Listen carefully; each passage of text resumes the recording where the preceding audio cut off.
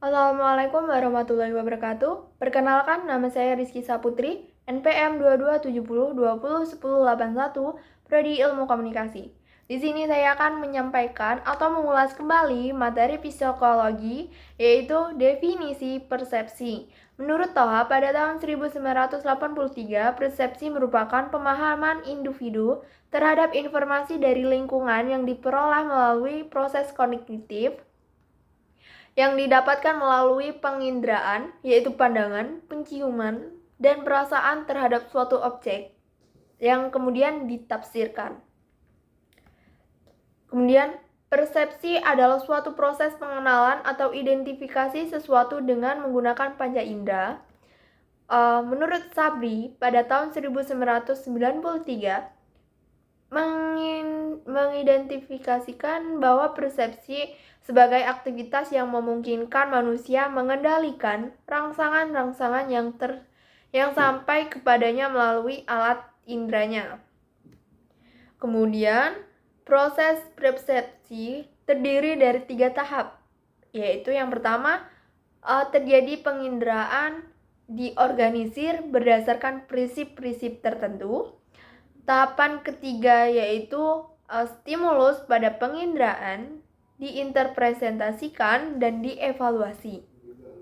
Menurut Marart pada tahun 1981 mengatakan bahwa persepsi adalah suatu proses pengamatan seseorang yang berasal dari suatu kognisi secara terus-menerus dan dipengaruhi oleh informasi baru dari lingkungannya. Kemudian menurut Raggio pada tahun 1990 mendefinisikan persepsi sebagai proses kognitif baik lewat penginderaan, pandangan, penciuman, dan perasaan yang kemudian ditafsirkan.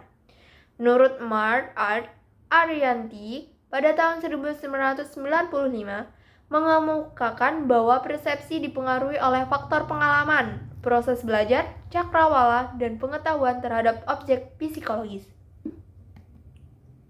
Rahmat dalam Arianti pada tahun 1995 mengemukakan bahwa persepsi juga ditentukan oleh faktor fungsional dan struktural.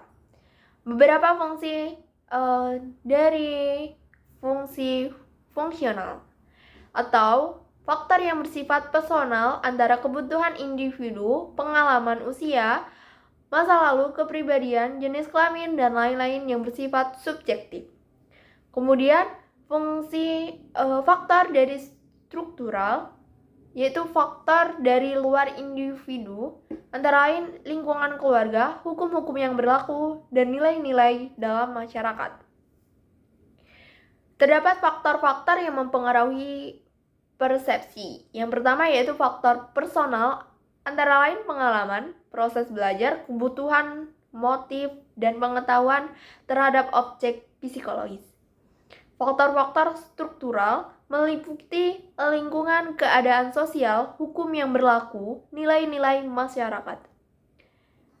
Kemudian, menurut Brems dan Kassin dalam Lestari tahun 1999, elemen persepsi sosial yaitu person, situasional, behavioral.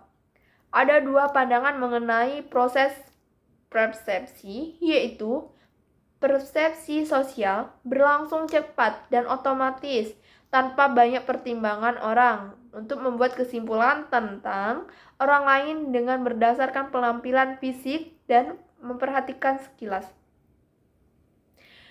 Yang kemudian ada persepsi sosial, yaitu sebuah proses yang kompleks. Orang mengamati perilaku orang lain dengan teliti sehingga memperoleh analisis secara lengkap terhadap person situasional dan behavioral.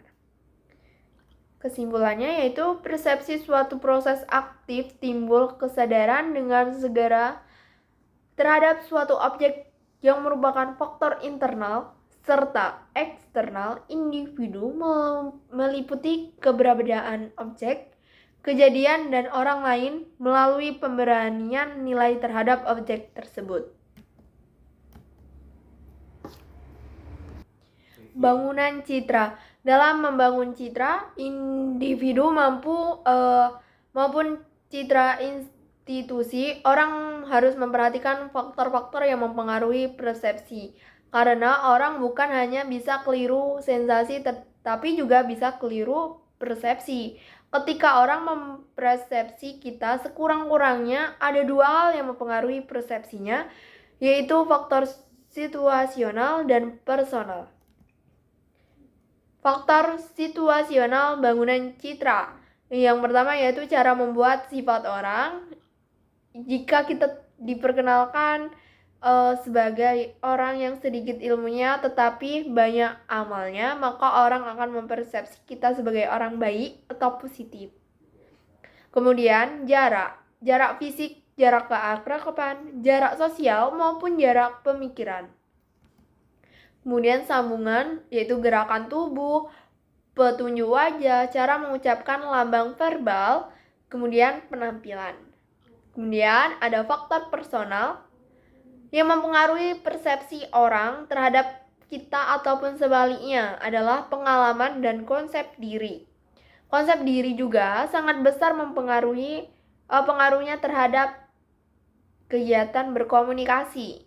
Konsep diri adalah pandangan dan perasaan orang terhadap diri sendiri. Konsep diri bisa bersifat psikis, fisik, dan sosial.